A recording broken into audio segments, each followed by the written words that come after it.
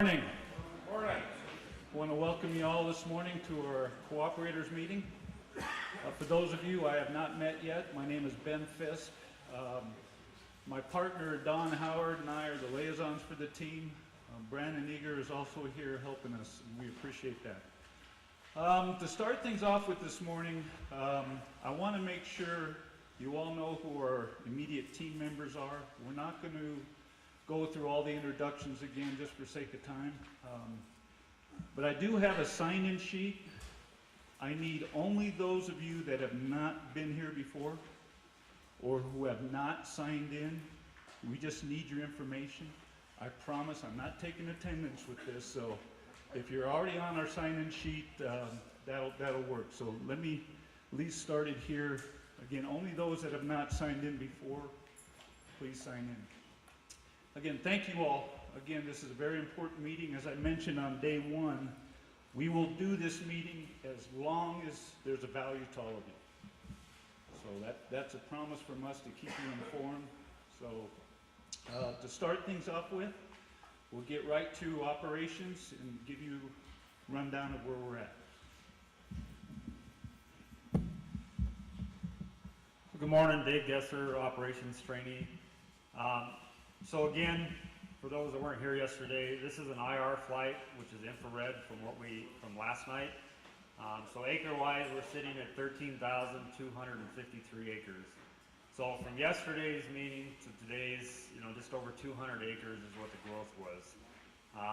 So the growth that we did have on the fire was down on the south end here, had a little bit of what we call flanking fire, which means it was moving side slope. And it ran over to Lost Lake, and then it held up there at Lost Lake. The other growth that we had on the fire was out here on the eastern end, and it was a backing fire that was backing down there. So the concerns we know, is the watershed and the structures that are out there. So we got firefighters in there assessing the structures. They're continuing with the mop-up operations around the structures. They are today looking at going direct down here in Division Alpha and Zulu. They did get some contingency lines put in here, which is if the winds continued with us, that we may have to fall back. But today, winds are predicted 10 to 15 mile an hour less than what we had yesterday. So the crews are looking at going direct here and trying to start picking this fire up and taking it direct towards the rim edge there. In Division Zulu and Foxtrot, they were able to get in here and go direct on this. They have just a small piece that they still have to tie in, but pretty much what they have in here is holding. They're going to improve it today, and things are looking really good in here. And Tango and Victor, they got in here, they got dozers in here yesterday, so they are working to get a dozer line put in. They have some stuff identified here with dozer line, and they started getting some dozer line in here. We had crews in there last night and started mopping up this little finger you see that's coming out. So they are working on this, and they're going to continue that today and hopefully be able to make some progress to get around that today. And again, as I said, we know the structures and the watershed are very important to you guys and to us. So they're assessing that, getting in there, doing what they can with everything, and when conditions allow, then we'll get those notifications out to be able to get some folks in to check the livestock out in there. Any questions? Yes. Have there any been homes destroyed? Have you got accountability on that, or any livestock that have been killed? I have not heard on any livestock at all. The reports are still the same as what we had on the structures, which were 2 structures that I was aware of so far. I don't know if there's any more yet. We're waiting for that assessment to come in. And not sure if they were just, outbuildings or not. So we'll get that information to you as soon as we get it.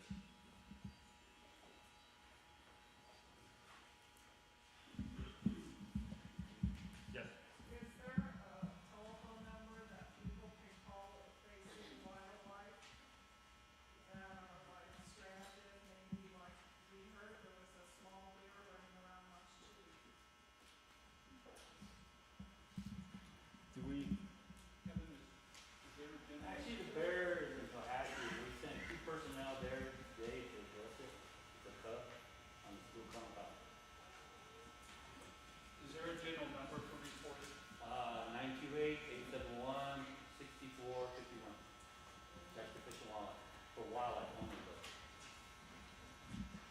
And the one other thing I will let you know, the crews did a really good job here yesterday. They were able to secure this, so, you know, we will get some containment on the map today. So we are considering 5% containment at this time. Just to let you know, we work closely with Brayton, permits out there. So, you know, we're on standby if you guys need help with, hauling out livestock in the area. So we coordinate with the Department of Agriculture. Okay, yeah, when we feel that it's safe to do so, we'll let the liaisons know, and then they'll contact Rose, and she'll get in contact with everyone there. I think at Washington Pass, there was 6 long gooseneck trailers that were stationed there with department leaders. And we were up there close to the fire getting people out in the afternoon and in the smoke areas yesterday afternoon. Okay. Sorry, seeing John Hogan.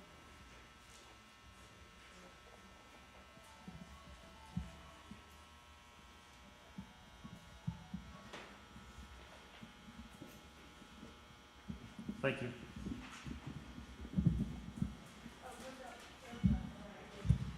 Okay.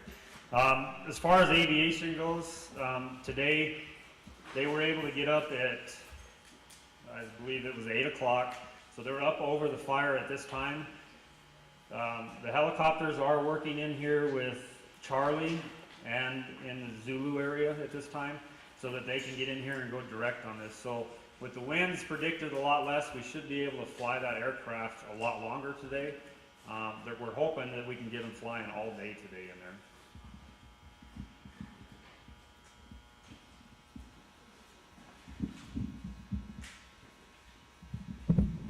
Good morning, Dwayne Chapman, safety officer, trainee. Working with operations here with the engines and crews and dozers and aircraft, making sure that all the resources on the fire are being safe out there with the plan they're having throughout the day. I mean, they're getting there and try to go direct. But other than that, right now, just making sure the resources are safe. Working this fire. Any questions? That's about it.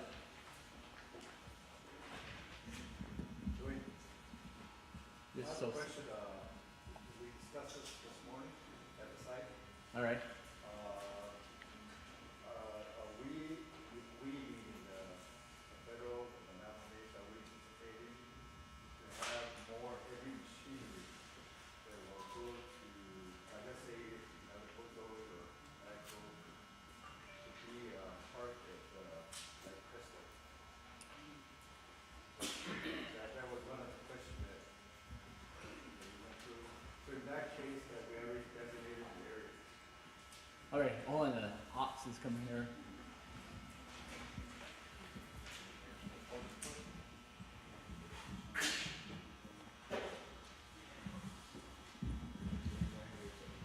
Yeah, we do have 2 more dozers that are coming in to go in there and help, so that'll give us a total of 6 dozers out there working, and they should be in today.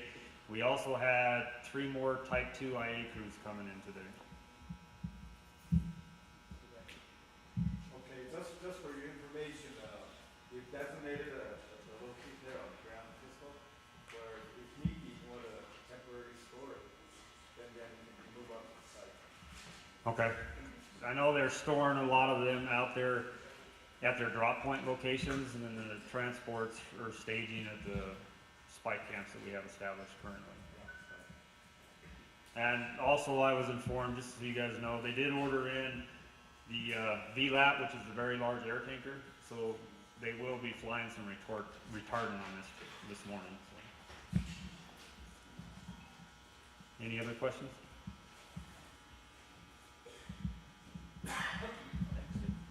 Okay, I'd like to invite Rose White here to come up and give a couple of comments.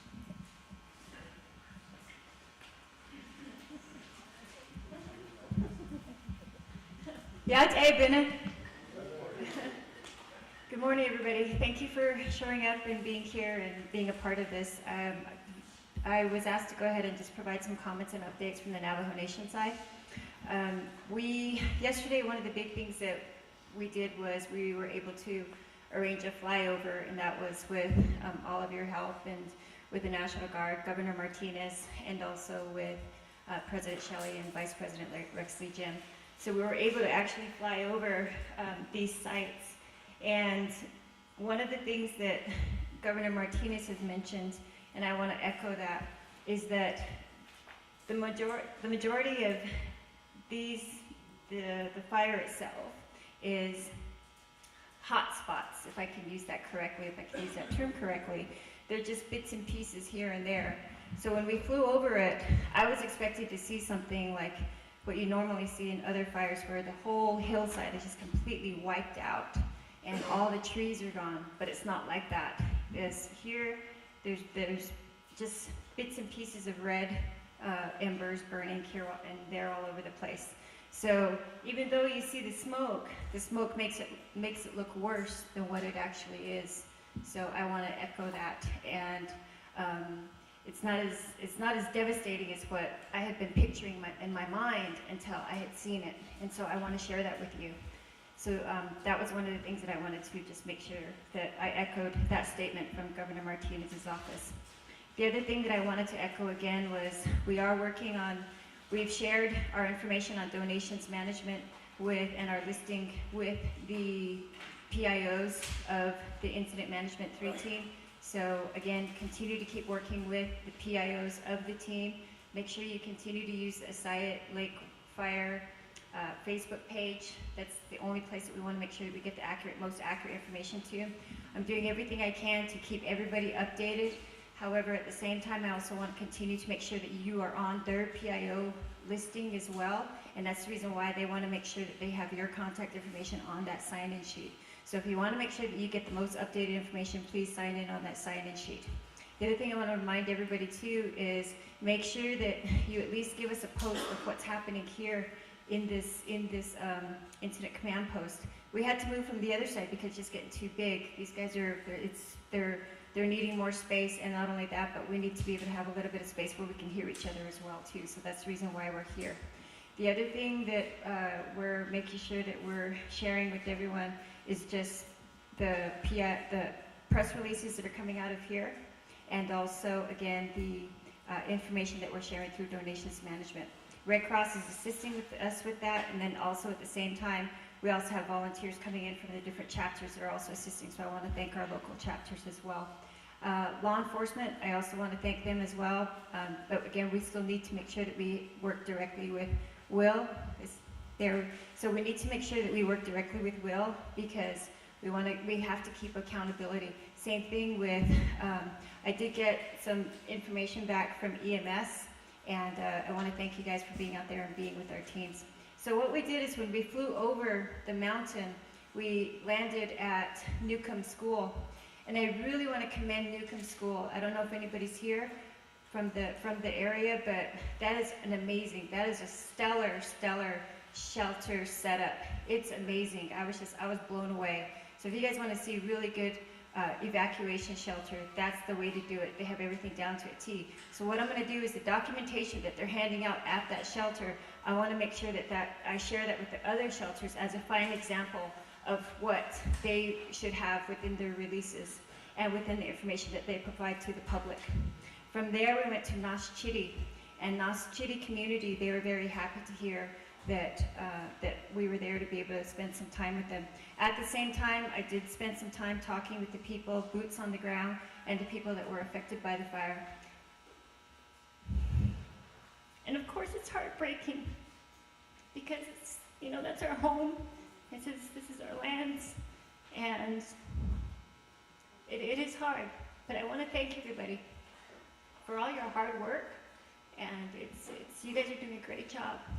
And it is tough to be able to listen to just what everybody's going through.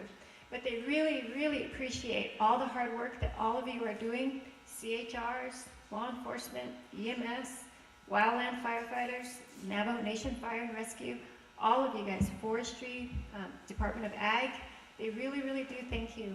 And so that's what I got back from all of the community members.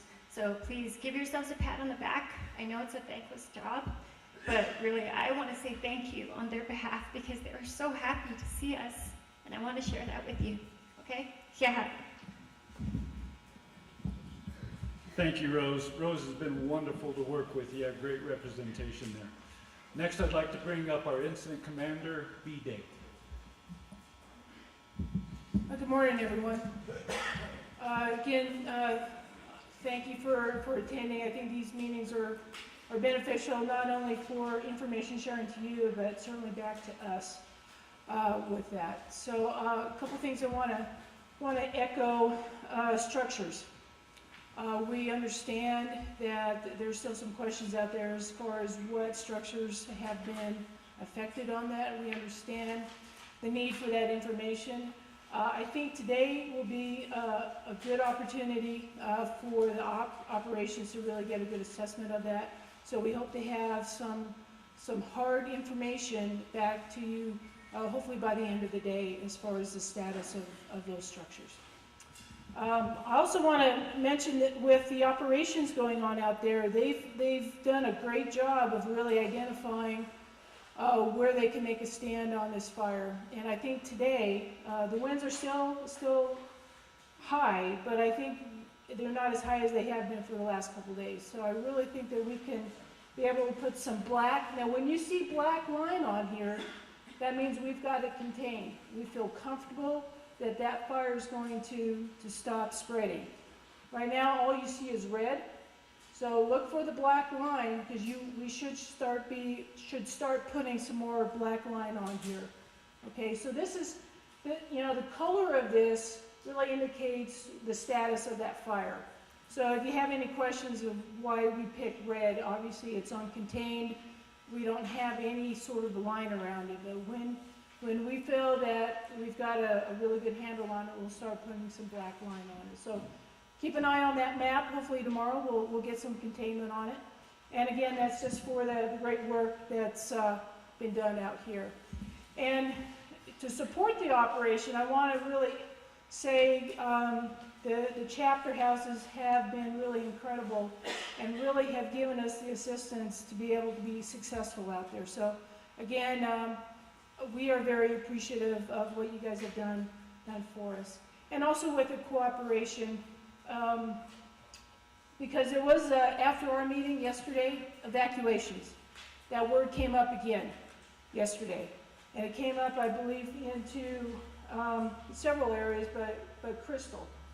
So that was something that was not generated from this team, but we were able to get a handle on that, and that was just working with Rose to get that back out. So you still may hear of evacuations, but I want to emphasize that if it's not generated from our team, I wouldn't say it's not valid, don't get me wrong, but if it's not generated from our team, we are not supporting that action. Okay? So we will be very specific, working hand in hand with Rose to make sure if it is an evacuation that we get the proper information out to the police so that they can conduct the evacuations. You know, the older I get, my mind starts to go, and I think I have another point there, but maybe it might come up a little bit later. But any questions to this date, to this time? Yeah. Some of the community last night mentioned that they lost some of their pets. Their pets are being displaced. Is there location sites for them? If anybody finds pets that are displaced out there, if they wander to other Rose, people's you want to come homes. back up? Yes, we do have some sites that we're going to go ahead and share with our PIOs. That is going to be through the Department of Ag. Can I have somebody raise their hand that was from here? Okay, great. And the Department of Ag is going to give me a contact information. They do have some pens. Fort Defiance chapter, anybody here from Fort Defiance chapter? Okay, they also opened up their facility and they said that they have pens. And there was another name that was given to me last night and I just can't remember. I wrote it down, I have that. And then also Gloria Tom with Fish and Wildlife that also, yes, that has a space available in a pen. Yes. So those are some places that we have set up. We also have NAPI. I want to thank NAPI as well. They're bringing in feed and hay, and then we also have some donations that are coming in as well to feed and hay for the animals that are coming here. And we're going to be coordinating those efforts again, working with our PIOs to make sure that we have the most updated contact information for everyone. Is Red Cross still gonna provide those kennels that we were talking about yesterday at the city chapter? I'm sorry, what The kennels, the kennels? the pet kennels, they were asking, how many they needed, but I don't know if, Melvin Stevens talked about that. Go, Michael. We're going to put Red Cross on the spot here. Is that okay? Okay. So Red Cross, we have a question in reference to some kennels. We're not handling any pet shelters directly, but as that need arises, we're trying to provide advisements because it is a need that's happening. And I think from our discussions yesterday that there are some facilities in Fort Defiance that are taking those on, and we are having offers of donations for feed and things like that. So we're just trying to connect all of those resources. Who asked the question? I'm not really sure who to look at. Okay. And so we're making sure that those connections get made.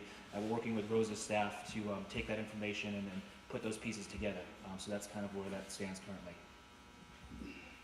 Great. Gloria, can you come up, please? Do you want to introduce yourself? Good morning. I'm Gloria Tom. I'm the director for the Fish and Wildlife Department. Totachiitni is my clan, born for Totachiitni. In regards to the displaced pets, we have made the Fort Defiance Animal Shelter available. That's just right down the road here from Navajo Forestry Department.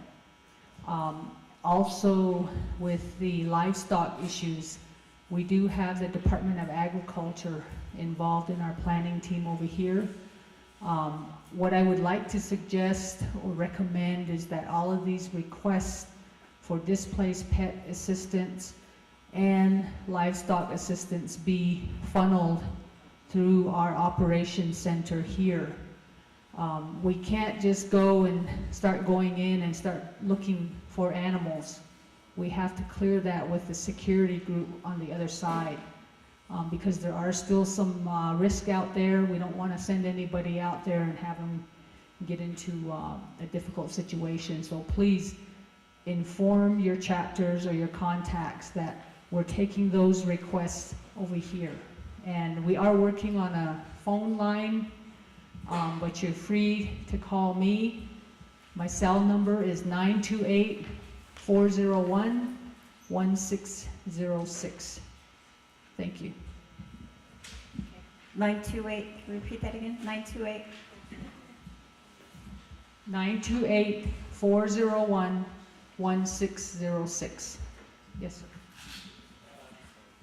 I was up in Assayii yesterday. I heard people talking that they got their livestock out of evacuation. 3 or 4 days now, they're not fed or water.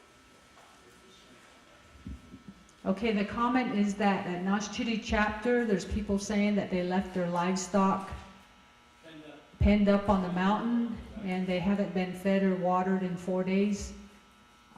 We probably should talk to you after the meeting if you want to come back here and communicate with our agriculture staff. Oh, that's Crystal? Oh, I'm sorry, Nashchidi. But yeah, just come back and communicate with our agriculture staff out there. Is this an ag question? Okay. Question for you, Rose. Tom White, Patrick County. You know, we got some law enforcement officers out there. And also have some of my crew that are watering down the areas in Fort Defiance as well as Crystal Chapter. Now, Crystal Chapter is calling me, asking for some trash bins. Is there a number that you guys can assign us? Because, you know, for accountability, for record keeping and all that, I do need a number. That way we can, you know, charge our expense to. Yes, and that's the reason why I need you to work with me so that we can go ahead and get that number for you and start working on all the contracts. And that's what I'm working with Ben and Don Howard. That's the reason why everything has to be funneled, because if I don't get those numbers, he's talking about the resource order numbers, and your programs will not get reimbursed if you do not work through us, because we have a whole finance team back there assisting us in documentation unit that's helping us with setting up those resource and tracking and billing information. Okay? All right, great. We'll meet in the back in a little bit. So before I take any more questions, in the back, can I have everybody stand that's assisting there in the incident command post, so that, or wave or say hi, good morning. Great. So that's the team that we have back there. And again, I just want to thank each and every one of them, mainly from Fish and Wildlife, mainly from Records, Finance. Gosh, I don't know who else is all back there. I'm sorry, I'm trying to look. Okay. Yes, sir. Rose, yesterday I went to visit some of the chapters on the east side, and the same people that you met and talked to were disturbed. Is there any counselors out there to assist them? Yes, there is. There are counselors. The question was, are counselors available to the people that are going through this emotional and devastating time in their lives? Yes, there are counselors available. We're working with Dave's staff at DBHS, and then we also have some other personnel that have come out from EMS, IHS, PHN. But again, I want to make sure that we bring together everybody's outreach that they're doing so that we can keep track of that. Just because of the fact that, again, the resource order number, and then also we want to make sure that we're providing, that we're not leaving anybody out. So again, if we can make sure that all of you guys that are providing some type of resource, especially when it comes to behavioral health or counseling, that'd be also good to make sure that Dave's team knows about that as well. So Dave, can you raise your hand so everybody knows who you are? Okay, and this is Dave Nez if you don't know who he is. Just on top Yes, of sir. that, there's some workers, employees that have homes up there, families. I guess they're pretty much affected emotionally too. Tribal workers, I'm sure some other agency workers. What about that? What about those people that's there? Dave, can I have you address that, please?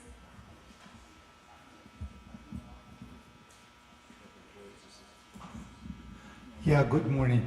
We're working on 3 objectives this morning. The first one is what you have asked, is that we have a number of people that are coming in from behavioral health for briefing, and then we're going to be making those assignments. The concern is what DEM described about the emotion of people losing their grazing areas, because if it's completely charred, they have that intimate relation with the land as birth site, their area of their lifetime. That's where the main the emotion and the impact is. So we're bringing in some behavioral health, and they're going to be here this morning. We're going to be doing briefing on the objectives, the assignments, and they'll be visiting these locations today. That's one. Number 2 is public health, healthcare from IHS 638. We're also assisting with medication refills and any needs related to health. So our nurses are on site. We have public health personnel on site as well to help you establish that, connect with information from here to the hospital sites, to the pharmacy, and we're going to see if we can make deliveries as well. That's the second one. And the third one is the food and the public health food safety at these locations where they are running food services. So we do have that joint teams as well. Those assignments have already been established, and so we're going through a briefing this morning.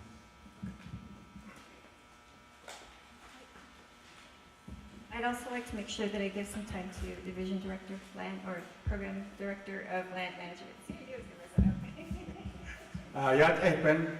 Good morning, everyone. Just a couple comments real quickly. For all the Navajo Nation department, staff, if you're involved in any way, you need to contact Gloria So they can start a profile set up for you, time, expenses, all of that. We need to have that, okay? Very important. And so, and any activities, so we want to know. Also, we want contacts for all the public safety, all the different divisions. Who is your contact person in the event we need to reach out to you? And so we need to be able to have that information as well. Then we can brief them on what we need. Those that have resources that would like to obligate to some assistance, we need to know what those resources are, so if we need it, we know who to call. I heard someone say, we got dozers ready to go. If we know that, we can go over here and we can communicate with this group over here. If they say, we need this, now we know who to go to, one call, and we'll be able to assist in a more orderly fashion. So appreciate it, and thank you for all your help, and thank you as well. Okay, any more questions for the Navajo Nation? Really quickly, some of the things that people have discussed, you know, it's not just affecting the physical activity, but, you know, emotionally and stuff like that. One of the things that I really, really think about, my name is Walter today. I am from Bristol, and I'm playing two roles, but this is really a personal question. I don't know if this is the context to ask. This has affected several communities, thousands of people, and stuff like this, Division of Natural Resources. This fire is some that started within a Navajo Nation managed area. The Navajo Nation Parks and Rec Center, is that being investigated? When is it going to be investigated? There's responsibility. People talk about finance, reimbursements and stuff.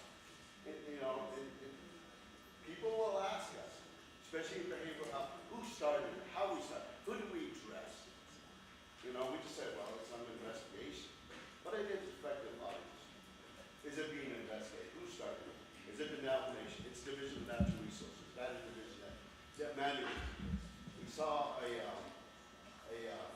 fire restriction order come out on June 12th. These are things, Parks and Rec, Fish and Wildlife, you know, those, they don't need a fire restriction, they manage it. So why wasn't there an executive, a department manager saying, no fire at a site, at their Parks and Rec? You know, it's really disheartening. And there's some that, you know, Division of Natural Resources address and the president. Sir, I can assure you, speaking on behalf of Team 3, that this fire is being investigated. I can't give any specifics at this point in time. The point of origin is being looked at, and it is being investigated like all fires that we're involved with. So I can tell you from our perspective, it is being investigated, and that information will come public as soon as the investigation is complete. And then I also have the Chief of Staff that's coming up to address that issue. Morning. Once again, thank you from the Navajo Nation President and Vice President. Back to the question. A lot of times, any time that there's something that happens, it's usually common nature. We try to get that answer. So a lot of times when an incident happens, you learn from those incidents. I think this is probably one of the bigger fires that we have within Navajo Nation. We had small fires here and there that was taken care of by BIA and Navajo Nation personnel. So back to the question. Every year we have this fire restriction that comes up. Although every year we know that we're in this drought situation. Although we go to chapter meetings, we get on air, the host say the Hazli,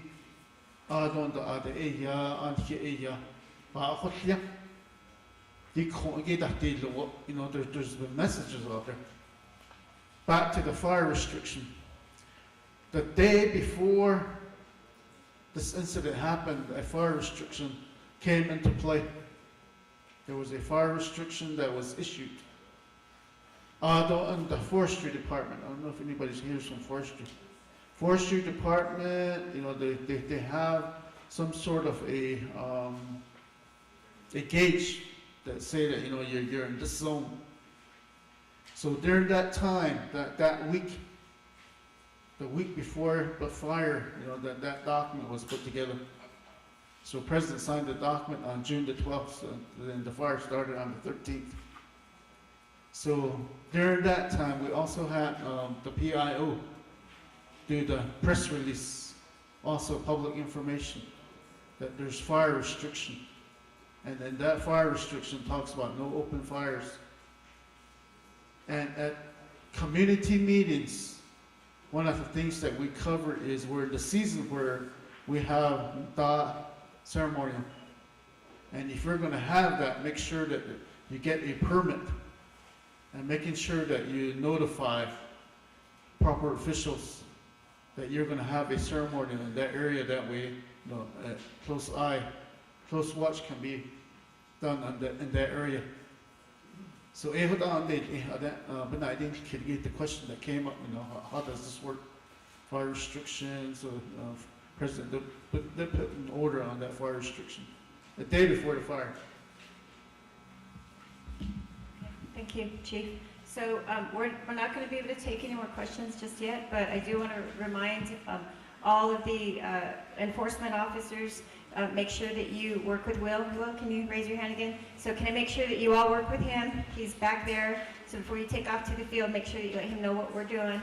And then also everybody that needs to sign up with us in the back and connect with us. So Department of Ag, Forestry, those of you guys that have resources, public health, all that information, I want to make sure that you sign up with us in the back. Thank you. Okay, thank you very much. And as I mentioned yesterday, specific questions towards operations, if there are no others, we need to let our staff get back into the field. We will stay here. We'll answer any questions or take any comments or discuss any issues with you as long as you would like. So it's not that we're cutting off the meeting. We just got to get our folks back into the field once all the questions on operations have been asked. So with that, we'll end it here. Thank you very much. But again, we'll stay here. Come take a look at the map, and we'll be here to answer any questions that you may have. So same time again tomorrow, same location. See you all then. Thank you.